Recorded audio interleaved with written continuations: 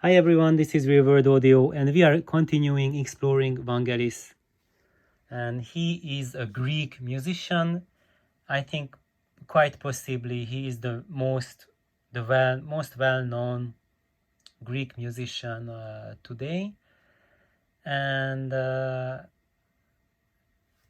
his works are just stunning. They had a huge impact on my life. And that's why I'd like to present him and talk about him. And I consider him a classical musician, and actually he does have classical training, and I would say that he doesn't, well, I would have to look more into his life story, his biography, to tell if he has official classical training or not, but certainly he has written Methoda, which is an opera. So if you want, we really can call him well and truly a classical musician. But all of his works, like looking at the album China or Heaven and Hell or Invisible Connections, these are all electronic music. Not electronica, but electronic.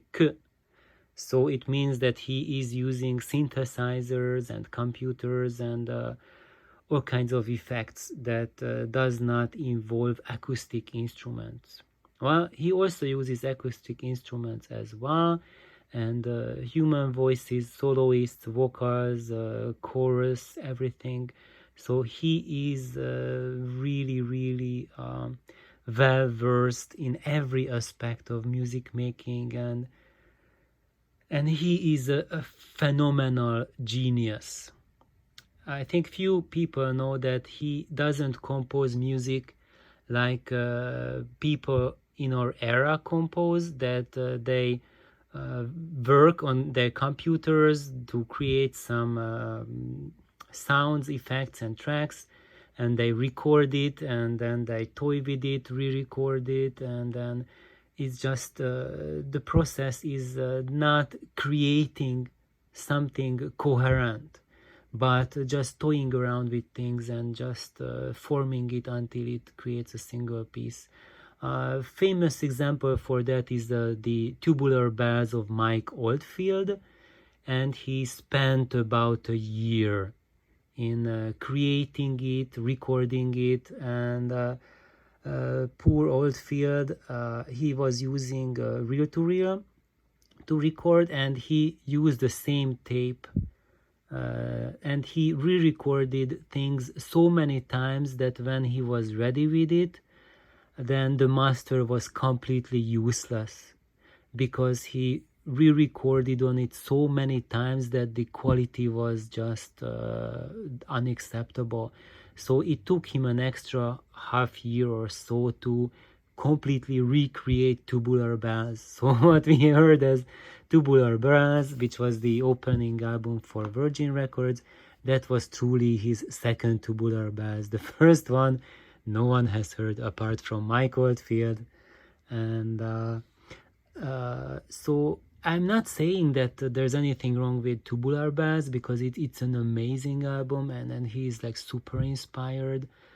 But Vangelis, he creates music in a very different way. He experiments a lot with different sounds. He takes a year or more to come up with a single album, but when he is recording, he records the entire album as a single take, and he operates all of the synthesizers, all of the effects, everything. So he is the conductor and he is the orchestra, and what he is doing is absolutely unprecedented, and is the hallmark of an absolute genius. So I think he is someone like Handel, Georg Friedrich Handel reborn, because Handel was one of those musicians who played every single instrument. So he is our modern day Handel, and So let's just have a look at some of his albums. The previous episode I talked a little bit about his new albums that he released in recent years.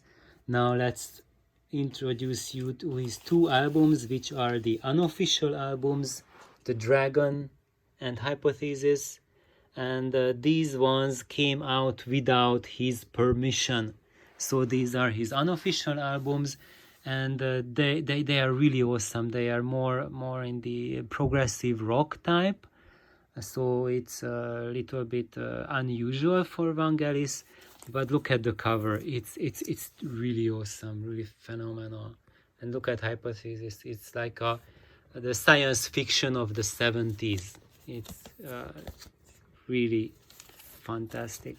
And by the way, if you are looking for music and albums, go for creative covers, because when you find the creative covers, then the music that goes with it is usually creative and interesting. When you find an album that has a pretty lady on the front, then probably the content is very shallow. Apart from that, let me see, apart from his unknown or relatively rarer works, unauthorized works, let's see some authorized works. So this Carol, oh my god, he knocked off the amplifier. I have to stop and then we will continue.